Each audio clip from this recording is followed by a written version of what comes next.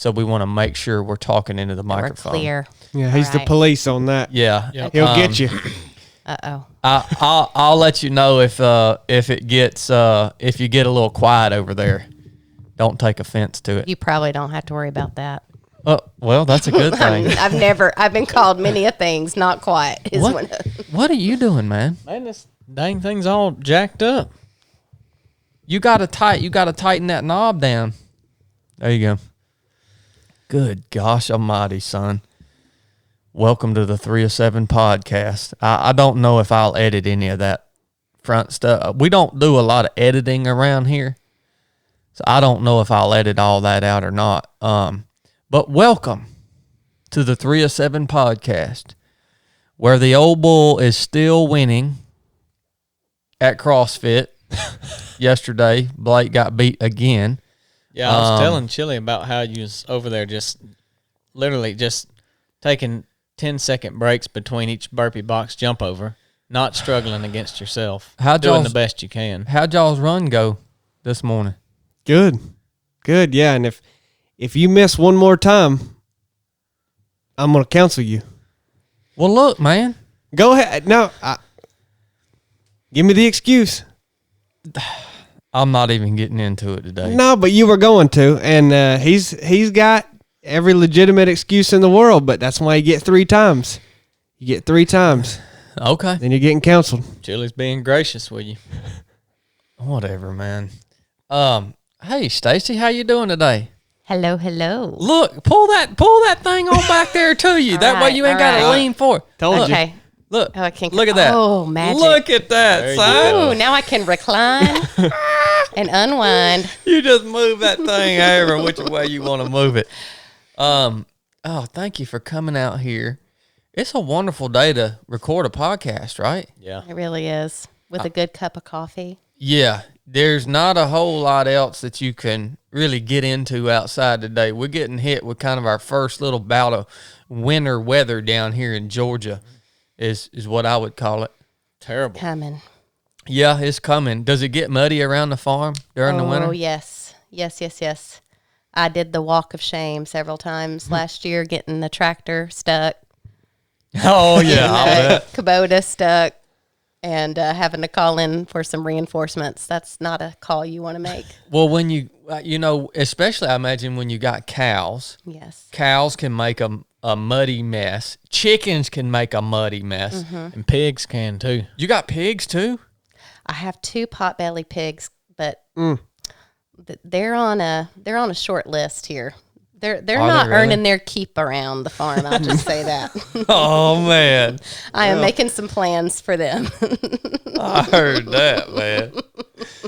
But I don't know how much meat you can really get from a potbelly pig. So, and I just don't. They're just right now. They're just for amusement. It's really fun. But they, they're rooters, and they eat grubs and worms, and so they have just tore up our yard and my garden, and they have messed up all my fences. So they're costing me money now. Yeah, they're not being good farm guests. Now, are these potbelly pigs free ranging? They are free ranging. Grass-fed pork. What the heck? I didn't know you could free range a pig. I thought that they would go wild.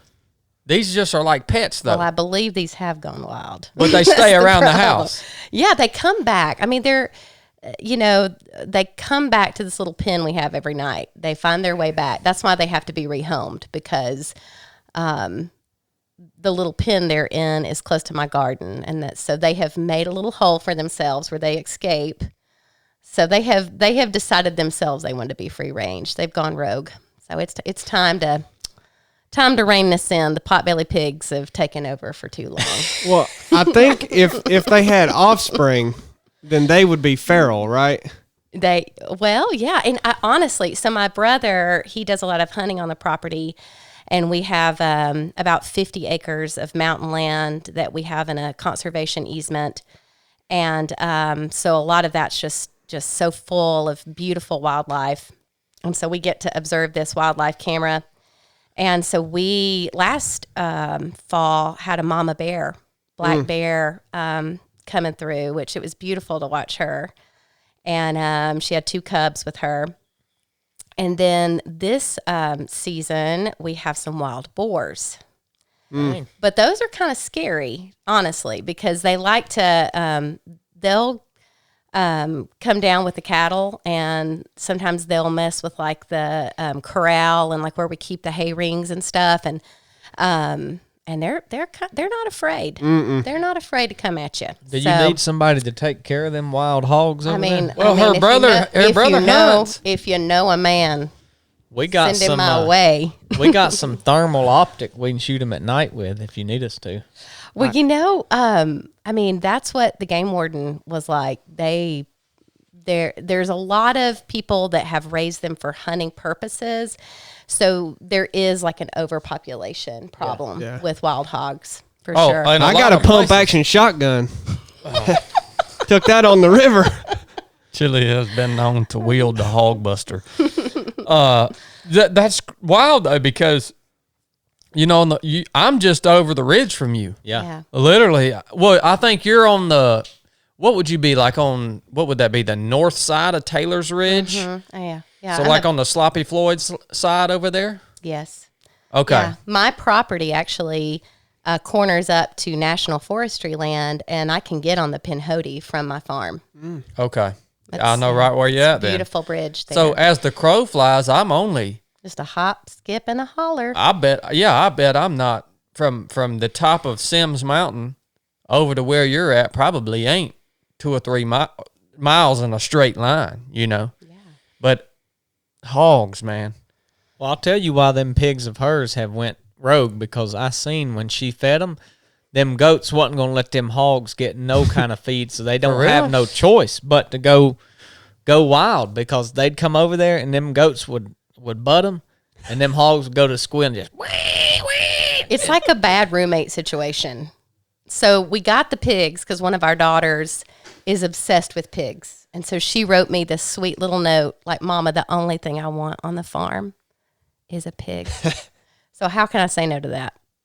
So I got these pigs from a friend, and I have these goats that I milk. They're dwarfs. They're Nigerian dwarf goats, and they are like OCD. Like, they like their space to be clean, and they have this nice little pen. And so I moved the pigs in with the goats, and so they were like, "What in the world? You have ruined our lives." So the goats really do go after the pigs. It's comical. It's the funny farm out there, pretty much. Yeah. Sounds like a blast, man. Well, I guess we should talk about what is unique about Stacie. Stacie Marshall's her name. She's the owner of Mountain Mama Farms. I was really hoping y'all would serenade me like you did the Willie song. I was hoping for that. Chad can probably do that. Well, I'm sung out today. I'm sung out today. I was waiting for the John Denver song. I thought he was going to be singing some Seven Bridges Road. Son, I need to sing some blues, man. I tell you, this mess with the dog is well, that's for another podcast. It's something else. But that's life, I mean, the only thing I did have a thought today, I was thinking, has anybody else ever thought that the fact that we are so like averse to death and dying, and death is such an ugly, nasty thing for a human. If you see another human die, it's just ugly, nasty, and we're so like, it's so hurtful, death is. And has anybody ever thought that actually is an indicator that we were meant for a place where we would live eternally? I don't know. I'm just thinking, like, the fact that we are so opposed to death, and it is so ugly and hurtful to us, our hearts, not our own death, but when we see others die and things like that, that to me is evidence that we are actually meant and created to live eternally where we don't experience that, right? And that's why it's so hurtful to us, so. Yeah, I mean, I think that it's a sign that death is not of God, or else we would enjoy it, right? Yeah, God didn't create death. He didn't create that. That wasn't part of his plan. It's unnatural. Yeah. Yeah, it is really in light of the way we and all of this was meant to be. Death is an unnatural part of the equation. And I think that's why we're so opposed to it, because it forces us into this situation that's unnatural to what we were actually created, the existence we were created for in the very beginning. Because if it was a natural part of our existence, you would just think somebody or something dies, and you're just like, oh, that's just part of it. It's just, I don't know, man. I'm going through all these. We're created to live, not die. Crazy thoughts. Yeah. I think also, if I can just speak to that, like that's something about being back on the farm and having such a direct connection to God's creation, that just the unfolding of the redemption process is just so much in the rhythms of the life cycle of the farm, like caring for an animal and, feeling joy and celebration when there's life on the farm, but also there's death too. There's the both and. So, I think we've somehow got disjointed even from our own reality, mortality. And you think about how our ancestors lived 100 years ago. They were producing their own food, they were butchering their own animals, and they had such an awareness of the sacrifice that was required to sustain their lives, the labor that went into actually putting food on the table. And so, I've been really grateful, and it's been a very transformative experience for me with just the Lord to be brought back to the land in that way, to be reminded of that and those rhythms. I think that's true. That's 100%. We've become totally disconnected to that cycle. And I think also another thing, back in, you say just 100 years ago, people were also burying their own family members. Like the whole death process in current culture is astounding to me. It's a business. Someone dies, they whisk the body away. You never see them again until they're boxed up nice and pretty and preserved in their casket. Then it goes away and goes into the ground, and it's just like, man, it's very, very hands-off and disconnected for many reasons. One, because society turns everything into a business, and everybody wants a cut. You can't even freaking die for free. You probably get taxed when you die. You can't family even, does. Yeah, you can't even die anymore. We're totally disconnected from it. But I think a lot about death. Death doesn't scare me. It doesn't bother me in a sense that I'm not opposed to talking about how I feel about it and how ugly it is and how it is part of our reality. But I guess the difference in the thoughts that I'm having right now is that reality and how we feel and interact with it actually can point us back to the fact that we were created for an eternal existence. Yeah. You know what I'm saying? Yeah, and we don't have any control over it, too. I think that's another thing that makes it a little bit different. And we don't really have control over our life. I mean, to an extent you do.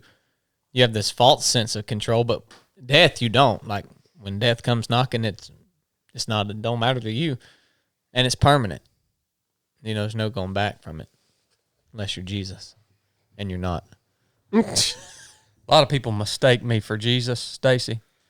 A lot of times I'll say something or do something, and I'll have people on social media that are judgmental, if you would want to say, very, very happy when they see the opportunity to point out hypocrisy in a Christian.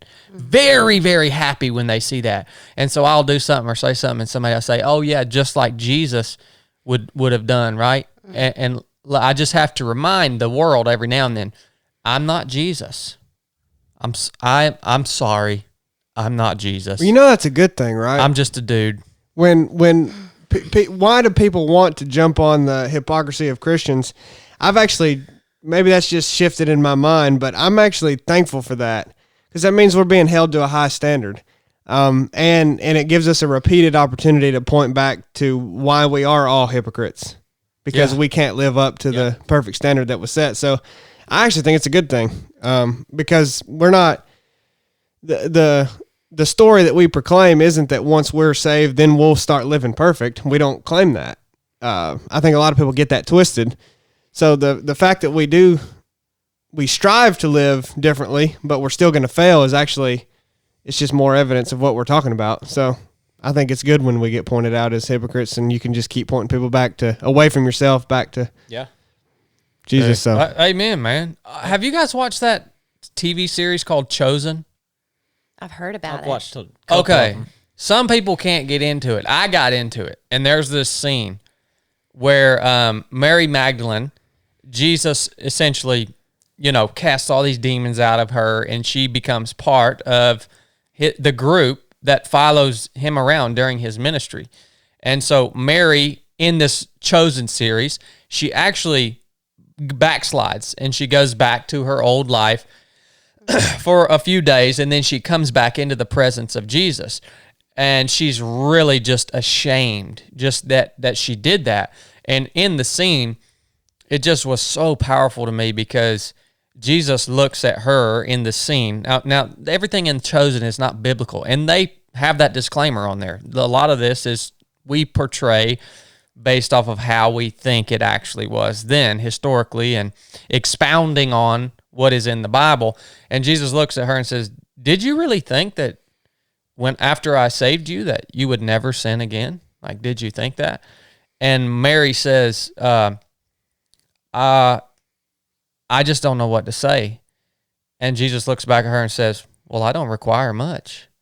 And I just thought, man, he doesn't require some big apology and he's offering you a free gift.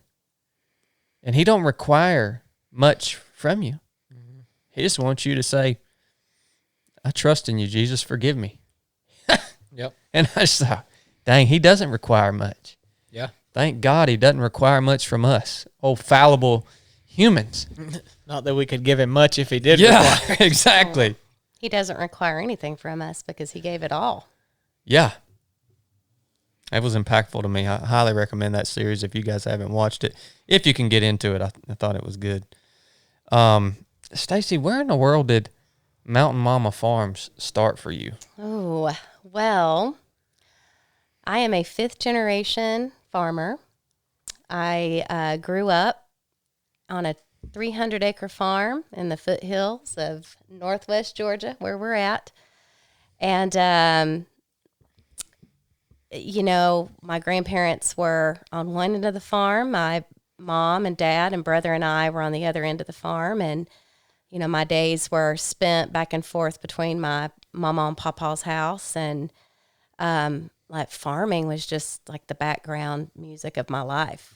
I was always making jams and jellies with mama, or papa had me out, helping with the cattle if a baby cow was born, or feeding the cattle with him. And so it was just such the rhythm of my life. And so I think that, I kind of, I guess like all of us, we have to find our way. But I moved off to college and met this cute, handsome little guy, and got married and had 3 kiddos. And just for a lot of years, we lived in Atlanta, and we're happy in our careers there. And then we had kind of a family crisis that kind of played out. And my dad was an only child, and my grandparents were getting in years where it was harder for them to be out on the farm and do as much.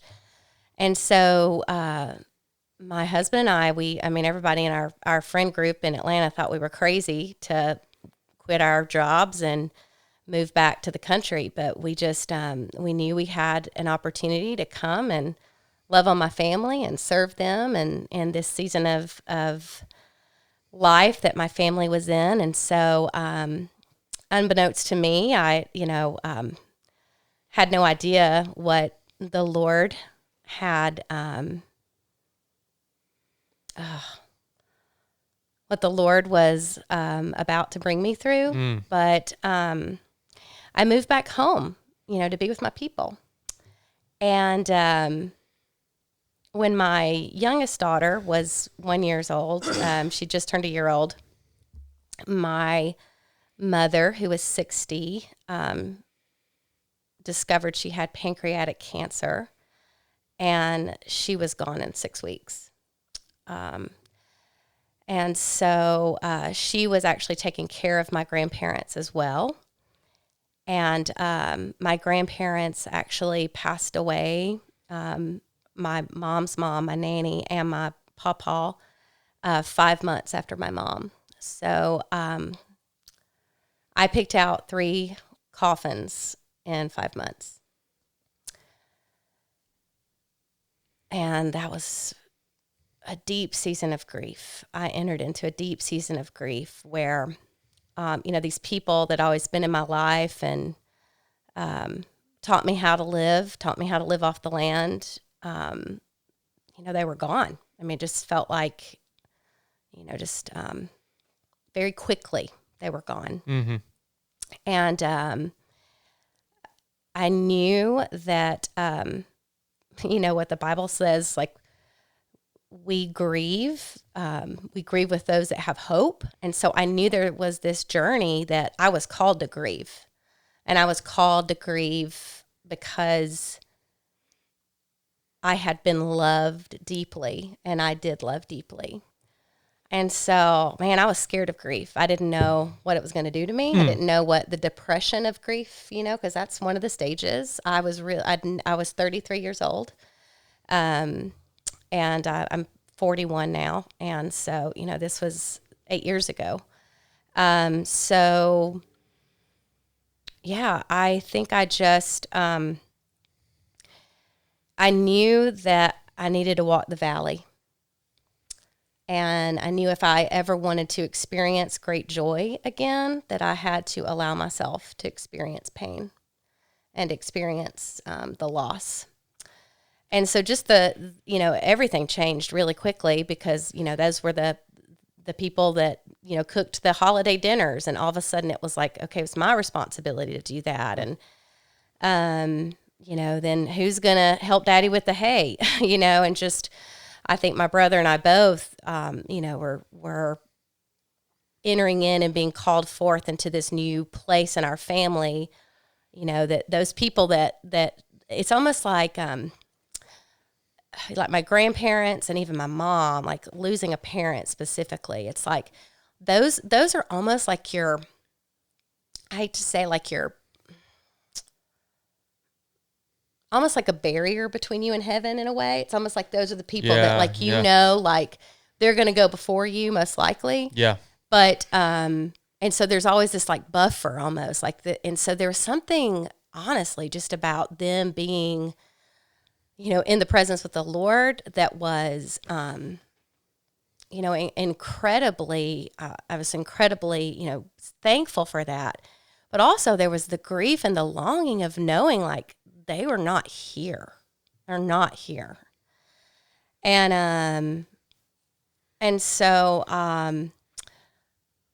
I was in ministry working alongside of my husband, and we were dorm parents in a college ministry and lived with students. And, I loved that work, but I was still holding this part of me that was longing to be back on this piece of land. And honestly, it wasn't just, me being aware that like, there's this perfect place for all of us to be. It was more this just like calling from the Lord. Like I have something I want you to continue here. This is part of your family's legacy. And, I have healing for you there. I have healing for others there. And you need to go. You need to go back home. And so my husband and I and our 3 girls, one of the last things my papa said to me was, take care of this place and raise those babies up in that house. And so, I opened the door to that old farmhouse, and my grandparents' toothbrushes were still in the bathroom, and their, pajamas and slippers were, still on their bed. And, I had to put my hands and touch every single thing that they owned and process through it, and process through their life. And so I started this journey of going back home. And, it was crazy, because it was like I'd be, cleaning out a sock drawer, and, I'd find a love note that they had wrote to each other, when my papa was in the service. So it was just like constantly just like revisiting, grief and processing, their belongings. And so, so Mountain Mama Farms is located on the Scoggins Heritage Farm, which is, my maiden name is Scoggins. It's one of the first white settlers to come here, from Ireland, about 200 years ago. And so when my great-great-great-great-great-grandfather came here, he was able to get land through the Cherokee Lottery, through the government. And so I always knew these factors in the story, but discovered and entered into the story in a different way when it became mine. So that's kind of how Mountain Mama Farms came to be. From the John Denver song, "Country Roads Take Me Home to the Place I Belong."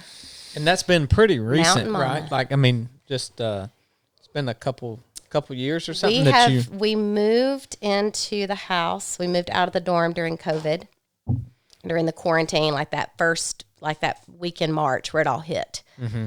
And I tell you what, it was, I know quarantining for different people meant different things in their lives, but man, it was a good place for me, because my husband was not in work, and we were with our kids every day, and we dove in. I mean, we were, and even just like, okay, if like, we're not going to go hungry here. I'm going to have to like remember. It was like relearning. I mean, it was crazy, like pulling stuff out of the barn, like my mama's canner, and she'd save like every single jar and Cool Whip container she had ever used. She saved, and then Papa, bless his heart, he was a Marine, and so I mean, he was ready. There were 19 shotguns that we found stowed in the house. So, I have to be real careful, because I'd be like, cleaning out the kitchen cabinet, and there's a shotgun there. And, there's there's one under the mattress. There's one in the couch. So that was a journey. They were all antiques too, all guns that had been in the family for, passed down for generation. And so anyways, we just were there, and, finding our place in that little farm. When you just, and beautiful story, by the way, I guess I should ask first, this history of your family. One thing, I'm very jealous of the history that you have, and the relationship that you have with your heritage, your grandparents, great grandparents. That is a wonderful, wonderful gift in life, to have that type of relationship with that part of your past. I don't have that, frankly. Was that passed down orally, or is this written? Is this looking back through records, or how'd you develop this?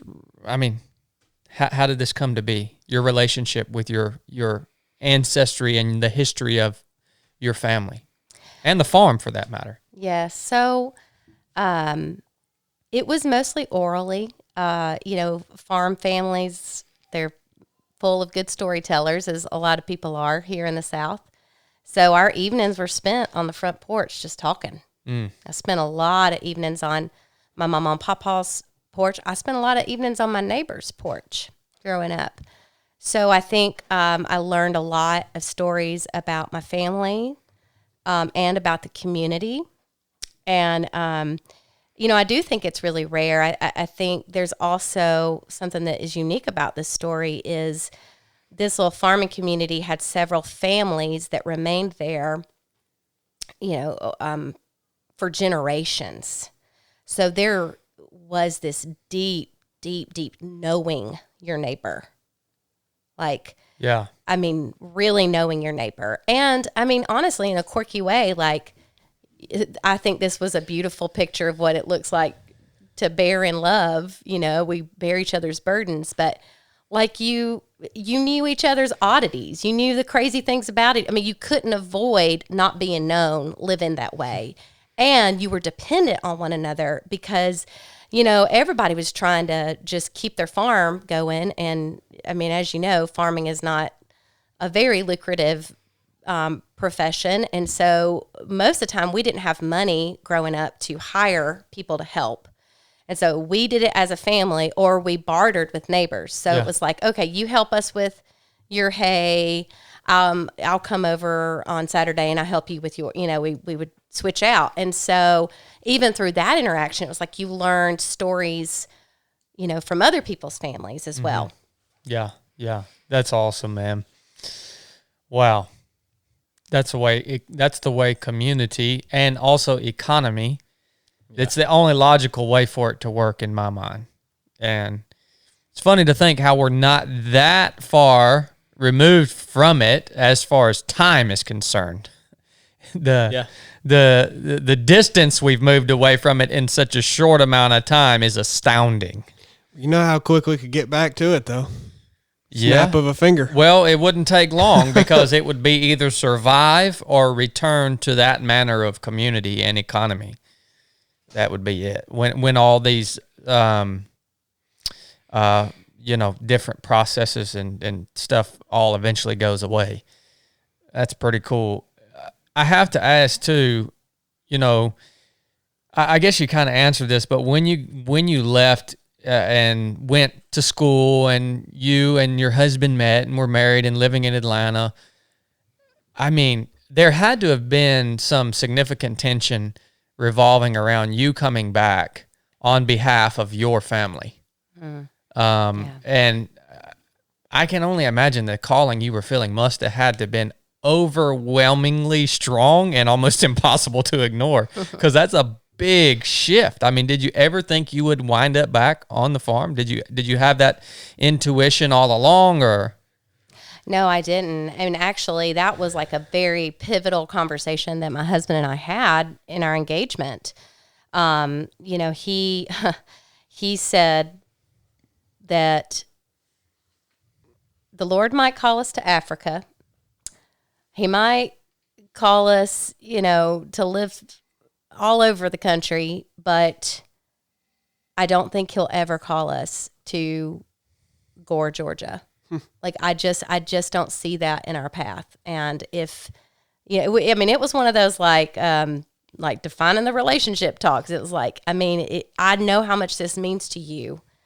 And, obviously I was like, well, I feel called to marry you, and I want to follow that. And so, in the moment, it felt like something I was sacrificing, in a way for, and then just kind of giving it to the Lord. Like, I think I felt like a part of me, I just had to set it aside. And,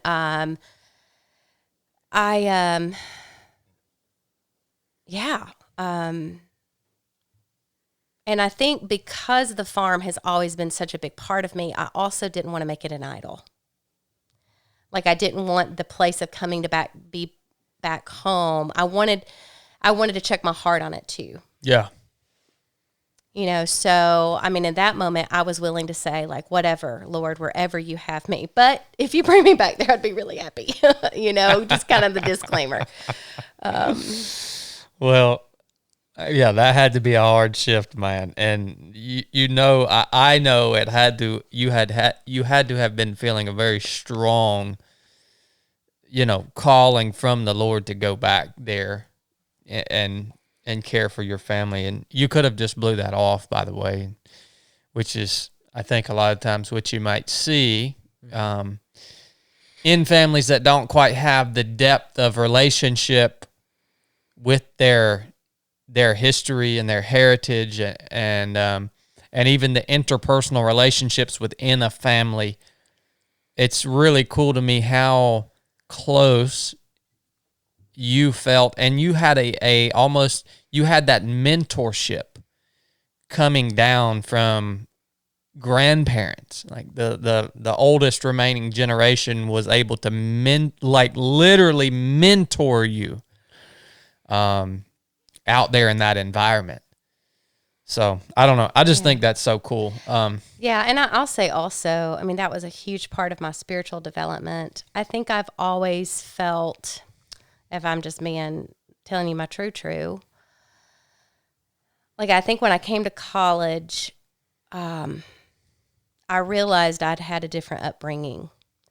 And, you know, this was back in the day when there's an old country song. It says, I was country when country wasn't cool. Do you remember that song? Oh, yeah. Know that song? You're so much better at singing than us, by the way. Yeah. Oh, that's a good song.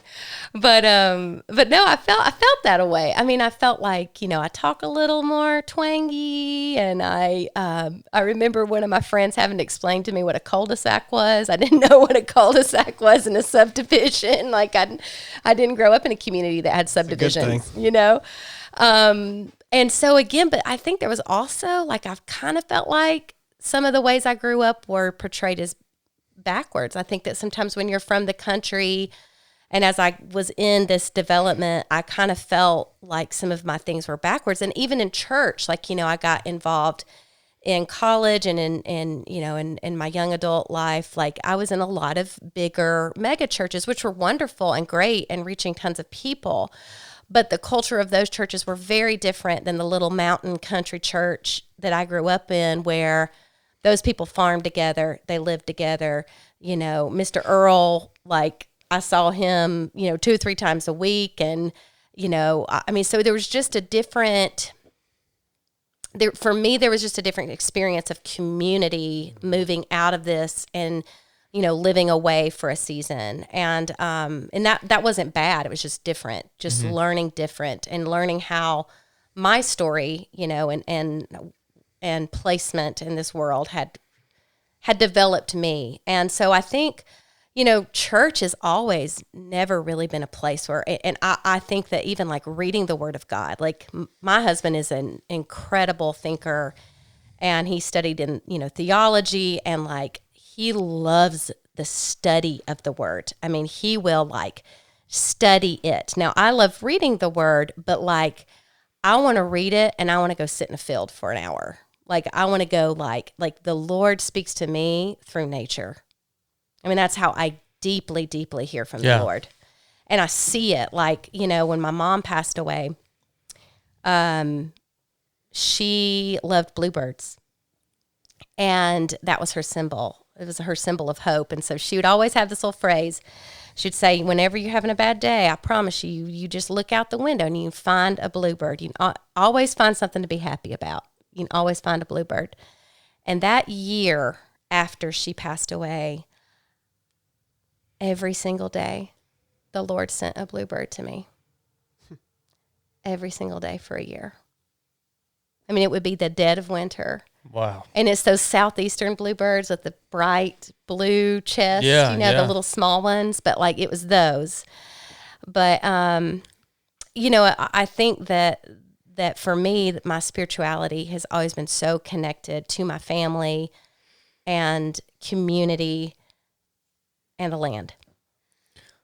The last part I want to hit on this relational aspect is when you did leave and go out into the city, did the ones that were behind that stayed here, did they ever get to it? Was there ever a point where they started to see you differently? Oh, yes. Oh, yeah. Did that affect you when you came back? Oh, yeah. And even with my family. Yeah. How have you overcome that? I don't think I have. Okay. I think I still, it's such a great question. You don't have to have an answer No, to it. no. I think where I'm at is understanding, like, I'm in a place in my life where I feel more comfortable owning my story, like owning where I came from and being proud of that, but also being honest about it. Not just like white picket fencing it and like everything was perfect and rosy, but just like being honest about it. You know, I remember the first time I came home from college, my brother said, "You sound like a Yankee," you know, like he thought my voice was sounding different. And then I realized, you know, when I was in the corporate world, or not corporate world, but the education world, I was a teacher, and then I was training teachers, and you know, there was definitely a sense where I would adjust the way that I talked so that I would, so that I could be heard, that I could seem credible, because I felt like the more of a country accent that I had, the more of a connotation there would be to my intelligence, or, and so, anyways, I think that, you know, I felt moving back home the curiosity of like, well, you're different, but are you still the same? Mm-hmm. Yep. Great answer. I asked that question because it's applicable to me in my life. I also went away for a long time, came back different, and you always wonder, what do people really think of? Like, what are they really thinking about? Not that it matters, but it's an interesting question to ask yourself. Like, this part of my people have stayed here, and they have carried out, you know, their life apart from me while I was gone. I've had a totally different experience than them, and now I'm back, and working yourself back into interaction and relationship with them is difficult sometimes. Yeah, I think on being on the other side of that is like the question I would see someone like either of you asking is, I've left from what I was doing, and essentially now you're a different person coming back, and basically it is my family or these people that were here willing to accept me for who I am now, regardless. I mean, like in your situation, we didn't love you because of who you were before. We just loved you because you were family. And when you come back, the people that still love you because of you. And if you've changed, then you've just changed. And like, are they willing to accept who you are now? You know, I don't know if that makes sense, but that's what I think is that some of them will be unwilling. Yeah. I think there's a lot that plays into that though. I think some of the unwillingness is because your perspective and your beliefs have changed on certain things, and they don't like that, right? I think jealousy plays a part in it. I think there are many aspects that play a part in that being a difficult thing. You know what I mean? Yeah. Well, I tell you what, old Chili, he ain't never sat in on one of these serious conversations. He ain't saying much.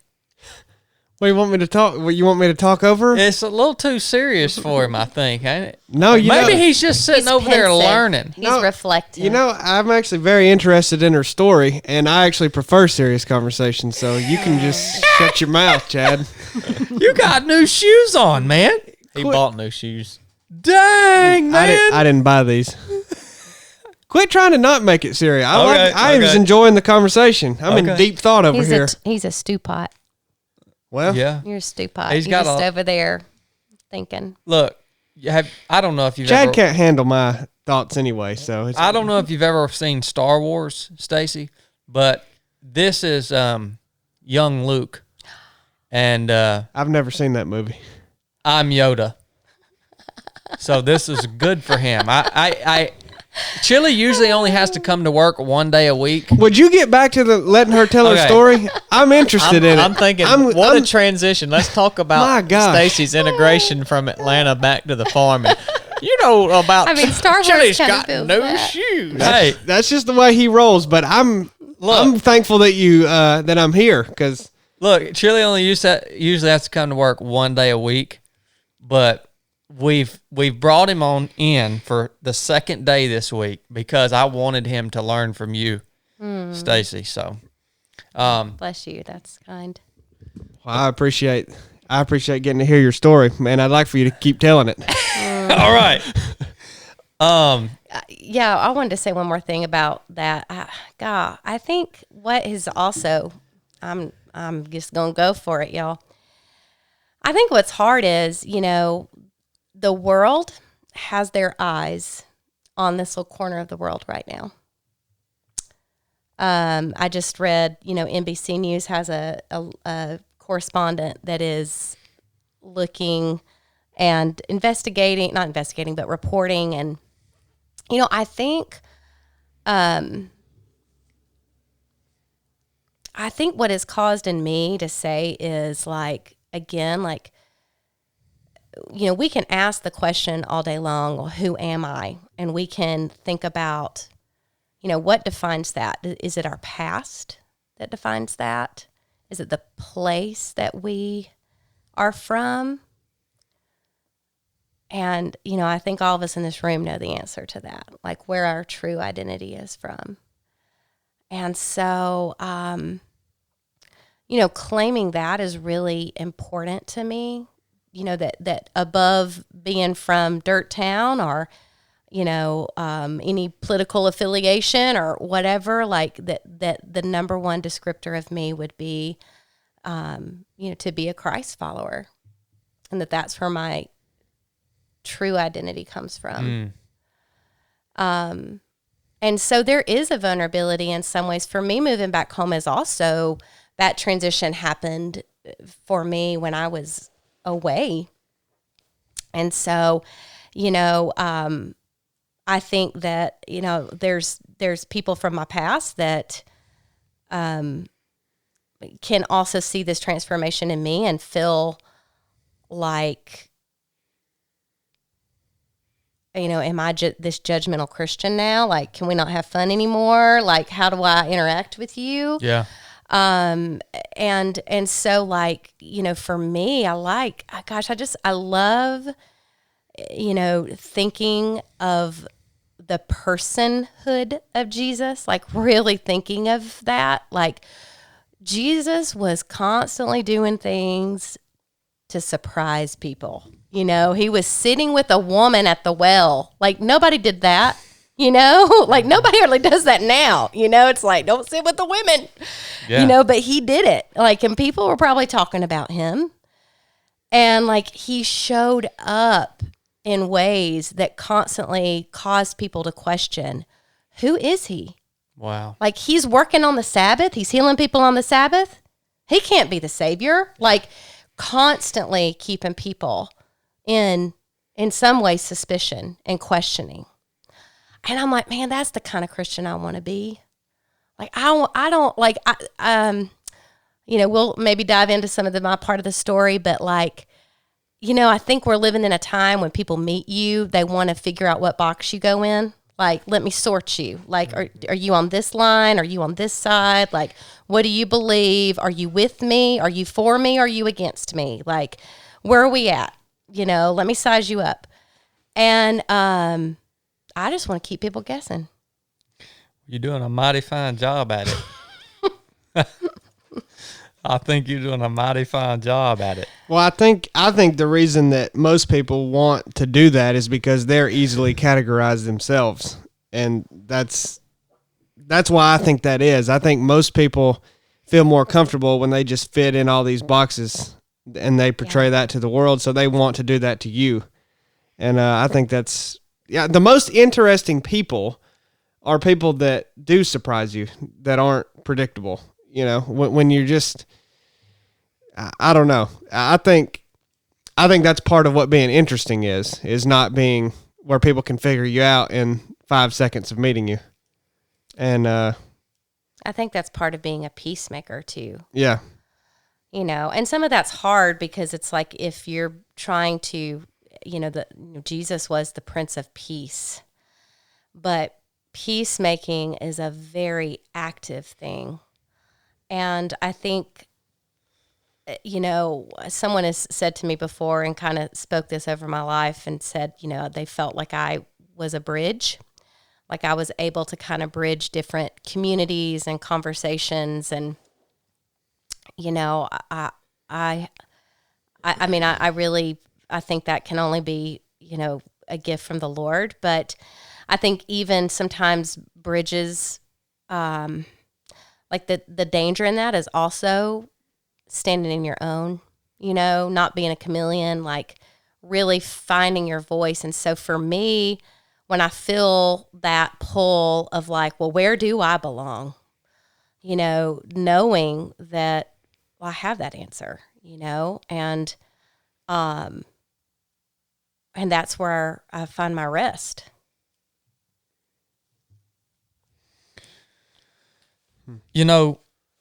So I know Stacie's husband. He's actually my counselor.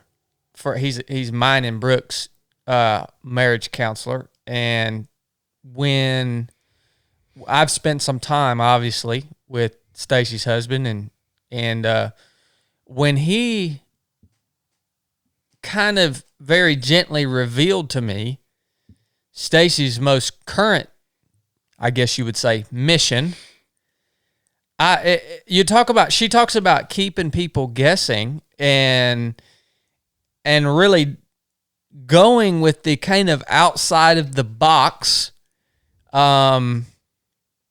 way, whatever direction, whatever, like, and creating these bridges. And so anyways, the way I reacted to Jeremy, oh gosh, I just said his name. It's okay. Okay. That's Jeremy. all right. I don't know, with his role, I know there's certain things. I think he told me I could say that he's my marriage counselor. It is so the boundary of that is he's the one that has to be quiet. Okay. All right. He's the one, and that will say that about him. He holds space for people really well. And thank you for the things that you've said to encourage, because I know nothing about what happens behind his doors, because he wants to provide safe spaces for people. So thank you for acknowledging that. Yeah, he does that because Jeremy knows things about me and my marriage and my business and stuff that just don't everybody need to know, because he gets the raw dump of everything. And but he'll take it to the grave, man. Yeah, man. I can tell you that. It is a honorable, I guess, place of service, and he's made for that, man. I'm telling you. But we'll have him on the podcast another day. But when he told me about your most recent mission, where you had the article published in the New York Times, which I read some of. I intentionally didn't want to dig too deep into that because I didn't want to have any preconceived notions of what your mission was. And I know how writers can take a story and make it what they want to make it into, because I've also been interviewed by some magazines and stuff, and what is put in there is usually pieces of what it actually is. The part that I did read was very interesting and intriguing, but my reaction to it was that, what the heck? I've never, like, we're in Northwest Georgia. Like, who's having this conversation in Northwest Georgia? Like, why would you not just brush that topic? Why would you not just brush that portion of your family's history just under the rug? I mean, who cares? Like, yeah. What good can come of you bringing that up in this cultural environment? Yeah. it really caught me off guard. My immediate response was to want to pass some sort of judgment on you. Because I'm thinking, Jeremy's just telling me little pieces of it, and the word reparations comes up, and these words, and I immediately just want to say, what the heck? She must be some crazy lady to bring this up. Like, so you're living it out, man. You're living it out, and I think the path that you've chosen to take on this specific portion of your mission is a very Christ-like direction. I could see Jesus taking this route. And so it was, it's been so intriguing to me. And I just wish that you would go ahead and take us into that journey a little bit, as deep as you want to go. I mean, I want to hear what this portion of your mission is all about, how it came about, and the direction that you've went. And the listeners, I know you have no clue what I'm talking about right now, but I'm hoping Stacie will share with us, because it's pretty unique. And we need a break. Let's take a quick break, and then we're gonna jump into that. All right, sweet. Well, we're back. We'll talk about Chili's folly another day. I think we've set this conversation up just before the break for a kind of a shift gears into Stacie's most current mission. Mm-hmm. And so back to that conversation. Can you walk us through this journey? I will. Yeah, I think this is definitely, journey is a good word, because this is not anything I have sought out to do, but more something that I think found me and has been in motion for many, many years before I was born. So after my mama and papa died, I was going through their house and found a box, a cowboy boot box, actually. And I opened it up, and Mama had just put all these like newspaper articles that she'd clipped out, like when my dad, was in 4-H, or when I was in beauty pageants, and like family pictures and family like little history things. And so I was going through this box of just family history. And one of the things that I discovered was a printout of, it's a copy, not an original, but a copy of the Scoggins family slave records. And so it was really sobering to find this document and to see your family name on it, and to see slave schedule, at the top of it. And it was my great-great-great-grandfather, the first one to come here. And his name was W.D. Scoggins. And then under his name, there were 7 numbers. There were no names mentioned, just 7 numbers. And then listed off was male or female, and then their race, and then also their ages. And so it was 2 men in their 30s, and a woman, and then 4 children. And so the youngest was 6 months old.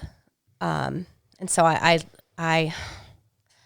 really honestly felt like somebody punched me in the gut, because I was like, wow, like, okay, like, what do I do with this, And then I started kind of like remembering, like, I don't think I remember Pawpaw talking that much about this growing up. But then I remembered, okay, there was this one story.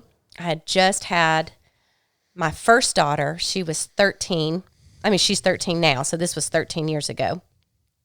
So she was 2 weeks old, and I was sitting in my mama and papa's house, and I was breastfeeding her, and I was having a really hard time producing milk, and she was not eating, and I mean, we were really concerned, and my papa, you know, he could hear her fussing, and he was trying to comfort me, honestly. He was like, no, baby, that's not your fault. You know, it's not your fault that you're not making enough milk, like, because I was crying, I was emotional about it. And he's like, you know, that comes from all the women in your family. All the women in your family have had this problem. All the Scoggins women have had, you know, problems with this. And then, you know, I think the next story was just like, felt like why was he sharing this? But I think honestly, he had been in that place in life where he'd started telling me all these family stories, I think because he knew his time was coming to an end. And so then all of a sudden he was like, you know, that's why your great-great-great-grandfather bought the slave woman. And then he said, you know, her name was Hester. And she nursed my grandfather. And, you know, my grandfather, you know, he took care of the horses during the Civil War. And, you know, all his brothers and him came home, and, you know, they basically all became alcoholics because of the war and lost the farm, that farm that they were farming on. But they said Hester, he said Hester was so loved by the family that she stayed with the family after the Civil War was over. And, you know, he said, we treated her real good. We treated her like family. And she's even buried with the family. And so, you know, when I found this document, it was just like this moment. It was like a movie. You know, it was like this. I had this flashback of like remembering that story. And I'm like, oh my gosh, like this is the purchase of when and why they bought Hester. Mm-hmm. And so then I found some more documents, some census records, which confirmed the story. And I found Hester. She was a landowner. She acquired land after the Civil War, and when she was freed, and then she went and worked for the family. She worked for one of the children she nursed. She nursed all 12 of the Scoggins kids. And, so after the Civil War, she actually went and continued to work for the family as a domestic servant. And so, I think I started like recognizing, and this is a hard family story to tell. And let me just say this, like, as I'm telling this, family stories are hard. Yeah. Whether we know or we don't know, like they're both hard, like the knowing and the not knowing. And I think it's hard because no family story is without its baggage. Truth. And so, I know there's probably people listening that think, this doesn't apply to me because, my family didn't have this history. But I think for me, I got to this moment of my life where I recognized this is part of my family story. And there's pain in this story. And I can't change the pain of that story. Like, it happened before I was born. But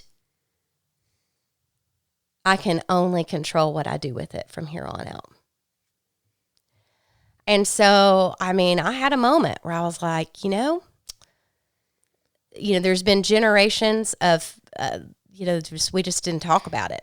There was a lot of silence. And so there's part of me that just wanted to put it back in that box and just say, that's it. Like, maybe my kids just don't need to know about this. Maybe I don't need to talk about this. And I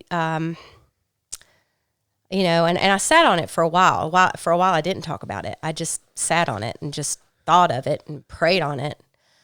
But there was something about the story and how it had been told to me and it had been told to my dad that it felt like this story is outside of our family also.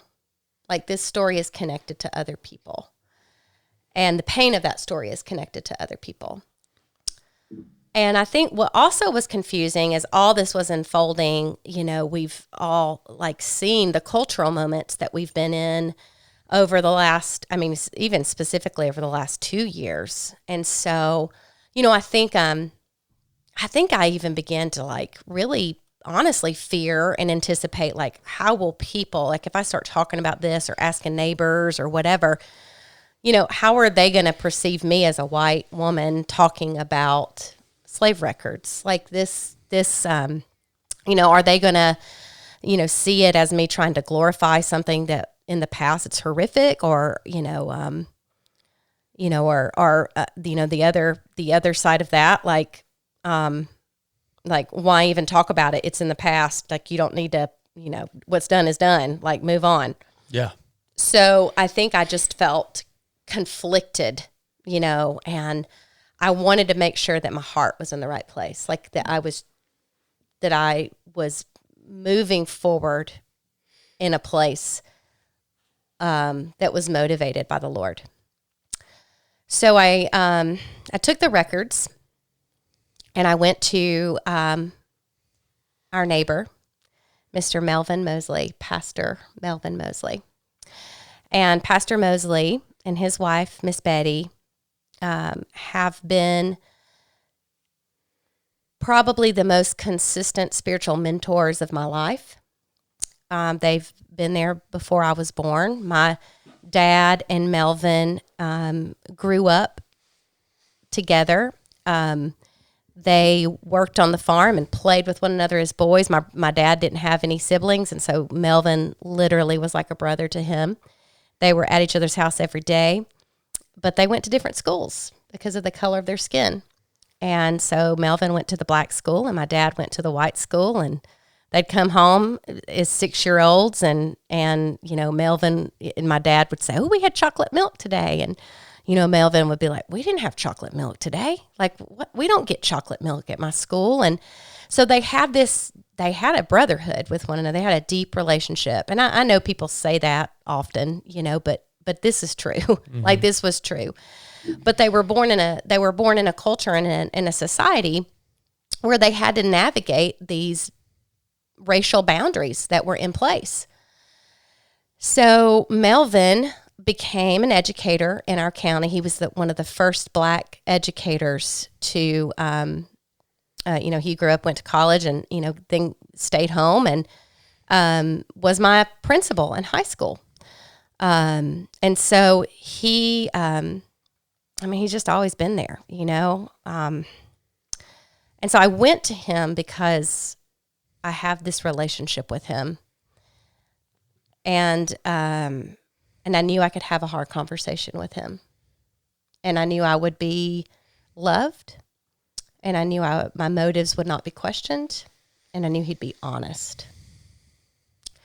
And so we started talking about the story. And I told him how the story had been told to me, and he was like, yeah, he helped retell that family story. He's like, yeah, well, the reason that she stayed with the family is because she had nowhere to go. As a slave woman back then. And so that's what I was thinking too. Yeah. And so, we started talking about that and, and then he just stopped and he said, this should have been talked about before you were born, Stacie. Like, and I just said, will you pray for me? And man, Melvin has the gift of speaking into the moment. I think when I want to be this person. I hope I'm becoming this person. But it's like when we are in community with one another And we recognize like, hey, you're in a moment in your life. Like, this is a marker for you. This is a pivotal point in your life. Mm-hmm. And as an elder in your life or as a spiritual mentor, like I have the ability right now to speak into your life. And he spoke into my life, and he prayed for any generational bondage of racism to be broken, that it would be broken with my line, and that like moving forward, that I would be able to take it further than my dad and my grandfather did. And, he thanked the Lord for them because he knew, who they were. And then he said, and I'll never forget this phrase, he said, Lord, I just pray that Stacie would pour out love on that place. Like that's your calling on that farm. Use that farm for good. Pour out love on that place. And so that was my charge, and Melvin, he wasn't trying to absolve me of any like white guilt or anything like that. That wasn't what the conversation was like. The conversation really was like him calling me forward as a community elder, like him saying, now it's your turn. It's your turn. It's your place. So I've been trying to walk that out. So what happened next was I went to a farming conference. I met a guy who is a chef and a farmer, and he was leading a session for Black farmers.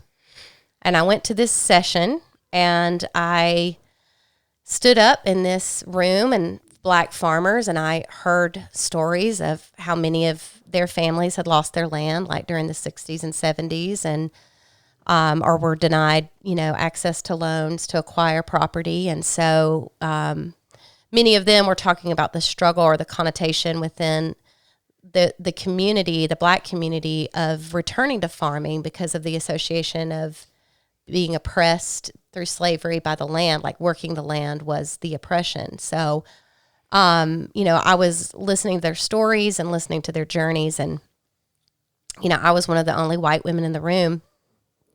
And I really had that moment of like, do I talk here? Like, if I get emotional, is it going to be, how's this, I just started getting in my head, like, how are people going to perceive me right now? And even question my own heart. Like I need to be aware of how my voice enters this space. And so I think that was felt in the room, because what I said was, I'm here and I need to learn. I need to learn what pouring love out on this place looks like. And I need to learn what it looks like to make it right. And so unbeknownst to me, there was a New York Times reporter in the room at the time. And so after the conference was over, she pursued me and my friend Matthew and said, I want to follow your story. And then COVID hit like 2 weeks later. And so it was crazy, because when she kind of picked back up with us, I was in the midst of like moving back to the farm and still like recovering this stuff. But it was a wonderful opportunity working with her. I mean, it was anytime you tell a story, it's a vulnerable process. But she was very kind in hearing the story. But then also there was, all these things that were unfolding culturally at that moment with, the George Floyd footage that everybody was watching, and just all the stuff, even like there was no space for people to gather and have these conversations. So everybody was just being, pissed off and angry, and all this stuff was coming out. Like people are just being, I was like, woo, social media was just like a horrible place at the time, And so, I think I even in the moment of the story felt like, gosh, like, I have to stay focused here. Like I can't be distracted. Like this is all important as well, but also like me doing this is not a reaction to all of these other things. Well, it could have easily been seen that way. Yeah. Yeah. But also these things are important in unfolding. I mean, I believe all things come to pass and under the Lord's hand. And so like it was no coincidence that all of this was happening in that timing. And so after the article came out, what was surprising was a ton of people reached out with like positive feedback. And Mr. Melvin and I were talking, and we were like, it's crazy because I think the world is just really starved for hope right now. And it is. Yeah. But I think also sometimes hope pisses people off.